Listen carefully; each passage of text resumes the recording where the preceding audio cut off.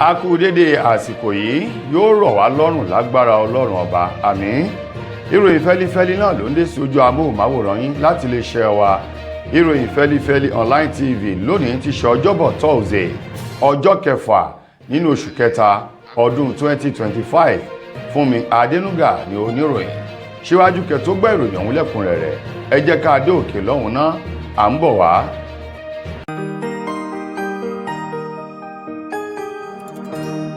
Ìròyìn fẹ́lifẹ́li TV àjààbálẹ̀ làwọn ìròyìn ti wà máa wò lóòrèkóòrè.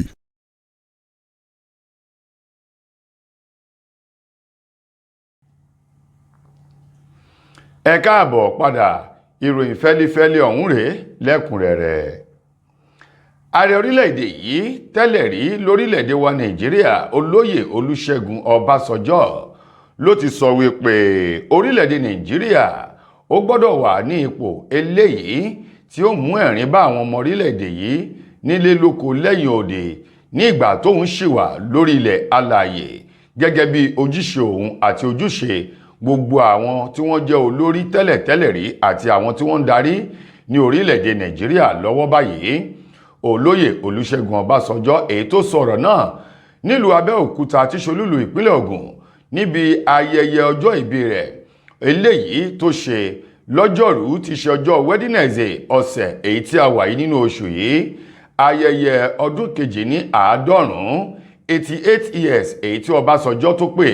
lórí ilẹ̀ alààyè tó ń ti ìfilọ́lẹ̀ ìwé kan èyí tó wáyé o níbẹ̀ lọ́básanjọ́ ti sọ wípé nígbà tóun bẹ gẹ́gẹ́ bí ààrẹ lórílẹ̀‐èdè yìí lọ́dún náà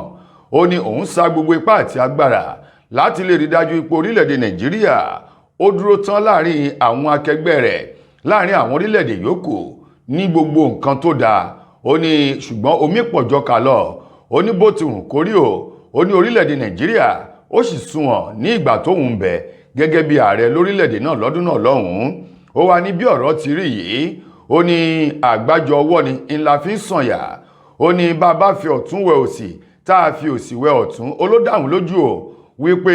ọwọ́ yóò mọ́ dáadáa ni nípa ìdí èyí Ọbásanjọ́ ó ké sí gbogbo àwọn olórí orílẹ̀-èdè yìí gbogbo àwọn aṣíwájú àwọn lẹ́nu lọ́rọ̀ láti rí dájú pé orílẹ̀-èdè Nàìjíríà ó so èso rere fún gbogbo mùtúmùwà ọmọlẹ̀ yìí kí Nàìjíríà náà kóhun náà lè dúró tán kó pẹ̀lú àwọn orílẹ̀-èdè tí wọn yóò fi máa yangàn nílẹ̀ adúláwọ̀ àti ní àgbáńlá ayé o àwọn ènìyàn jàǹkànjàǹkàn ló péjú pésẹ̀ síbi ayẹyẹ ọjọ́ ìbí Ọbásanjọ́ 88 years eléyìí tó ṣe nínú ọ̀sẹ̀ tá a wà yìí níbẹ̀ ńlá ti rí gómìnà ìpínlẹ̀ Ọ̀ṣun Adémọ́lá Adélékè bákan náà ńlá ti rí igbákejì gómìnà ìpínlẹ̀ Ògùn arábìnrin onímọ̀-ẹ̀rọ Noimot Sàlàkọ́ Oyèdélé àti àwọn ènìyàn bẹ́ẹ̀ bẹ́ẹ̀ tí wọ́n péjú pésẹ̀ síbi ayẹyẹ ọjọ́ ìbí ọ̀hún. Ó ṣeé ṣe kí iye tí wọ́n ń ta jálá epo bẹtiróòlù kó tún wálẹ̀ ju iye tí wọ́n ń tà á lọ́wọ́ báyìí látàrí àdínkù eléyìí tí wọ́n ń ta jálá epo rọ̀bì èyí tó wálẹ̀ nínú ọjà àgbáńlá ayé o sí iye tí wọ́n ń tà á tẹ́lẹ̀tẹ́lẹ̀ gẹ́gẹ́ bí ìròyìn ọ̀hún ti jáde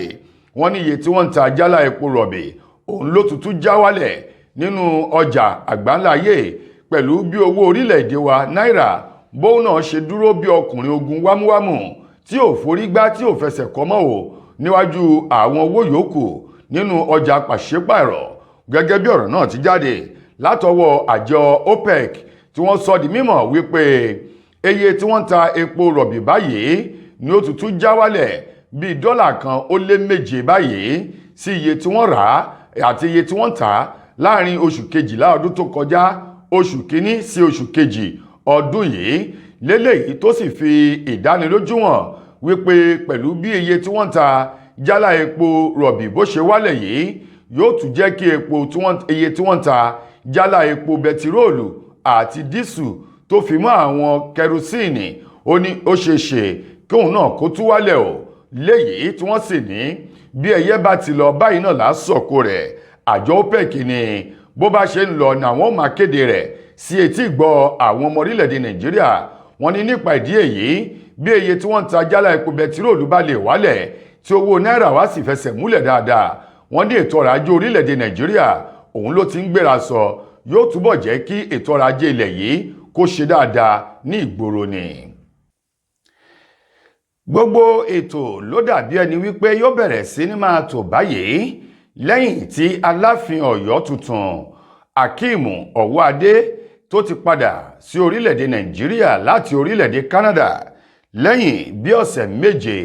èyí tí kábíyèsí ọ̀hún tó lò lẹ́yìn odi orílẹ̀-èdè yìí ní orílẹ̀-èdè Canada. Bẹ́ẹ̀ bá gbàgbé ọjọ́ 13 oṣù kínní ọdún tá a wà nù rẹ̀ yìí ní gómìnà ìpínlẹ̀ Ọ̀yọ́ Onímọ̀-ẹ̀rọ Ṣèyí Mákindé ló gbé ọ̀pá àṣẹ àti ìwé ẹ̀rí gẹ́gẹ́ bí Aláàfin Ọ̀yọ́ tuntun eléyìí tí ó jẹ́ ló gbélé lọ́wọ́ o ní ọ́fíìsì rẹ̀ ètò wà ní Agodi géètì nílùú Ìbàdàn tí ṣolúlu ìpínlẹ̀ Ọ̀yọ́ léyìí tó jẹ́ wípé àwọn ọ̀rẹ́ ẹbí ojúlùmọ̀ ló kọ̀wọ́rìn pẹ̀lú ọba Akeem Ọwọ́adé o tí ṣe Aláàfin Ọ̀yọ́ tuntun èyí tí ó jẹ́ ẹlẹ́ẹ̀karùnléní-ogójì ní ìpínlẹ̀ Ọ̀yọ́ lọ́hùn-ún. Gẹ́gẹ́ bí ìròyìn náà ti jáde, ọba Akeem Ọwọ́adé èyí tó darí padà wọ orílẹ̀-èdè Nàìjíríà lánàá ti ṣe ọjọ́rú Wednesday tó balẹ̀ gùdẹ̀ sí pápákọ̀ òfurufú ti Muritala èyí tó wà ní Ìkẹjà ní ìpínlẹ̀ Èkó ni wọ́n gbà á lérò wípé yóò darí padà lọ sí ìlú Ọ̀yọ́ gangan lónìí tí í ṣe ọjọ́ Thursday ọjọ́bọ̀ tí gbogbo ètò yóò sì bẹ̀rẹ̀. Ọwọ́adé èyí tó jẹ́ pé ìrìn àjò náà láì gbé ìgbésẹ̀ tàbí ètùtù kankan léyìí tó yẹ kí wọ́n ṣe fún ní àwọn ènìyàn àwọn afọbajẹ àti àwọn tí wọ́n jẹ́ àgbààgbà ní ìlú Ọ̀yọ́ ni wọ́n retí o wípé dídarí padà bọ̀ sí orílẹ̀-èdè Nàìjíríà báyìí gbogbo ètò ni yóò bẹ̀rẹ̀ níbi tí ọba Akeem Ọwọ́adé tí yóò ti wọ ìpẹ̀bí láti tọ́ bí wọ́n ṣe ń tọ́ kí wọ́n ṣe bí wọ́n ti ń ṣe o kó lè bá rí bí ti rí síwájú kó tó di wípé ayẹyẹ wẹ̀jẹwẹ̀mu yóò bẹ̀rẹ̀ lẹ́yìn gbogbo ètò ní ìlànà ti Yorùbá èyí tí wọ́n fi ọba jẹ ní ilẹ̀ Yorùbá àti nílùú Ọ̀yọ́. Ènìyàn kan rèé eléyìí tí ọwọ́ iléeṣẹ́ ọlọ́pàá ìpínlẹ̀ Ògùn tó ti tẹ̀ látàrí ìwà búburú kan èyí tó wù sí bàbá kan tí ṣe ẹni 80 ọdún o. Gẹ́gẹ́ bí ìròyìn náà ti jáde, wọ́n ní arákùnrin kan òun mà ńlógún bàbá kan ẹni 80 ọdún o ńlógún lọ́bẹ ní agbègbè Kára ní ìjọba ìbílẹ̀ Ọbáfẹ́mi Owódé ní ìpínlẹ̀ Ògùn níbi tí wọ́n ti ń ta ẹran ta màálù lójú òpópónà márosẹ̀ Èkó sí Ìbàdàn. Ìṣẹ̀lẹ̀ ọ̀hún tó ṣẹlẹ̀ tí alukoro iléeṣẹ́ ọlọ́pàá ìpínlẹ̀ Ògùn CSP Ọmọlọ́lá Òdútọ́lá tó fi ìdí ìṣẹ̀lẹ̀ náà múlẹ̀ ṣe lálàyé wípé wọ́n ti fi ọwọ́ òfin mú ọ̀gbẹ́ni ọ̀hún eléyìí tí wọ́n fi orúkọ rẹ̀ léde tí wọ́n pè ní Ayé Àgínì èyí tó gún bàbá Bàtúrè ẹni 80 ọdún tó gún ní ọ̀bẹ níwájú mọ́ṣáláṣí kan tó ló ń bẹ ní agbègbè Kára ní ìpínlẹ̀ Ògùn. Alukoro iléeṣẹ́ ọlọ́pàá ní gẹ́rẹ́ tí wọ́n bá ti parí ìwádìí wọn lórí ìṣẹ̀lẹ̀ ọ̀hún tó ṣẹlẹ̀ náà ni wọn yóò taari arákùnrin ọ̀hún èyí tó gún bàbá ẹni 80 ọdún tó gún lọ́bẹ wọn ó taari rẹ̀ lọ sí ilé ẹjọ́ fún ìdájọ́ òdodo.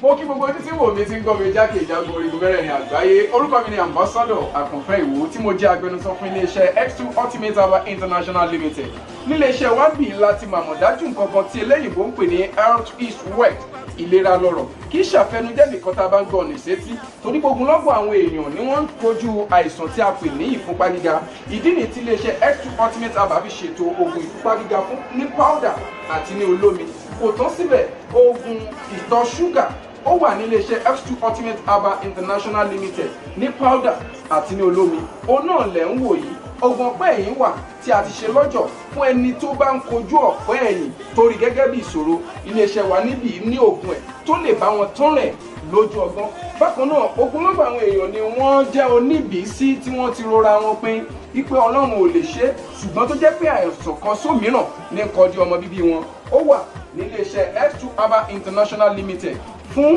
ìwòsàn fún àwọn oníbìísí. Kò tó síbẹ̀ o, a ní ọ̀pọ̀lọpọ̀ oògùn tí a ṣe létò fún ẹni tó bá jẹ́ ẹni tó bá ní ikùn gbẹ̀ndù tó jẹ́ pé ọ̀rá ti pọ̀ jù lára ẹ̀ ó máa bá wa burn fat àpè ní X2 burn fat fún obìnrin. lákòótán nínú ìròyìn wa fún tòní, ọ̀kan nínú àwọn gbajúgbajà òṣèré sinimá àgbéléwò elédè Yorùbá ni gbogbo èèyàn mọ̀ sí Sanusi Isiaq tí wọ́n mọ̀ sí Apá. Òun mà ló ti sọ̀rọ̀ bóde pẹ̀lú ìdùnnú àdúrà orin ọpẹ́ èyí tó gbẹnu rẹ̀ kan ò wípé ènìyàn ni Ọlọ́run lò fún ènìyàn. Ó ní tí kìí bá ṣe ọpẹ́lọpẹ́ Ọlọ́run àti Ibrahim Chatta ni. Ó ní kò sí ẹnikẹ́ni tí yóò gbọ́ òun tàbí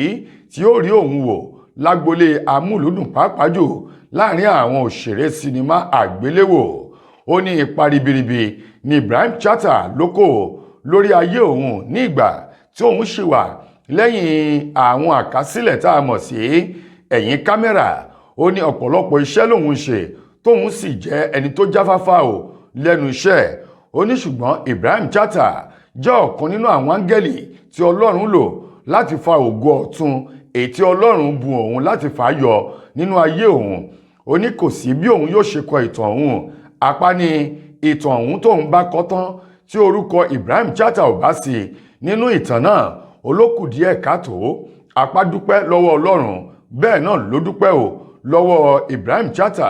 fún àǹfààní tó fún un láti lè jẹ́ kí ẹ̀bùn Ọlọ́run kó farahàn nínú ayé rẹ̀. Lákòótán nínú ọ̀rọ̀ Apá, ó ní gbogbo ohun tí ènìyàn bá ń ṣe kéèyàn máa ṣe o pẹ̀lú òótọ́ inú kó sì fi ọkàn sí i kó wá ní àfojúsùn ohun rere lórí iṣẹ́ yòówù tí a bá dáwọ́lé. Apá ní fífi ọkàn sí nǹkan tóun ṣe àfojúsùn àti wípé òun ní ìgbàgbọ́ nínú Ọlọ́run ni Ọlọ́run ṣe lo Ibrahim Chatta fóun láti lè jẹ́ kí ògo Ọlọ́run kó farahàn nínú ayé òun. Gẹ́gẹ́ bí Apá ti sọ̀rọ̀ náà lórí ètò kan eléyìí tí wọ́n gbé sí tó sì fi èsì sí ọ̀pọ̀lọpọ̀ àwọn ìbéèrè èyí tí wọ́n béèrè lọ́wọ́ rẹ̀. tó ẹ̀yin ará, ìròyìn wa kò ní jù báyìí lọ fún tòní. Títí dìgbà míì tẹ́ láǹfààní láti gbọ́ tún rẹ̀ míì nílé iṣẹ́ wa. Mo gbà á ládùúrà wípé ilé ò ní lé wa, ọ̀nà ò ní nà wá. Fúnmi Adénúgà lẹni tó mú ìròyìn wá sí ojú amóhùnmáwòrán yín. Ẹ ṣeun gan ni o.